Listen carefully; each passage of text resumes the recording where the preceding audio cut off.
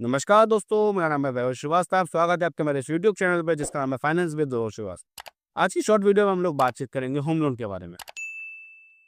Home loan जो होता है बेसिकली घर खरीदने के लिए और घर को बनाने के लिए दिया जाता है। ये सारी कमर्शियल बैंक, सरकारी बैंकें और अपनी जितनी भी एनबीएफसीज हैं, सारी बैंकों से लोन प्रोवाइड होता है।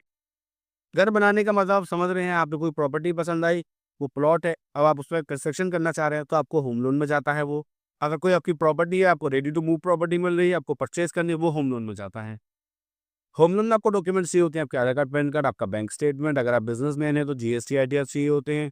अगर आप सैलरीड हो तो 3 महीने की सैलरी स्लिप और 1 साल का बैंक स्टेटमेंट चाहिए होता है। जो प्रॉपर्टी आप खरीद रहे हो उसकी लीगल मतलब जो रजिस्ट्री आप लोग खरीद रहे हो उसकी रजिस्ट्री की फोटोकॉपी चाहिए होती है स्टार्टिंग में। उसके पीछे के टाइटल चेंज पूरे चाहिए होते हैं।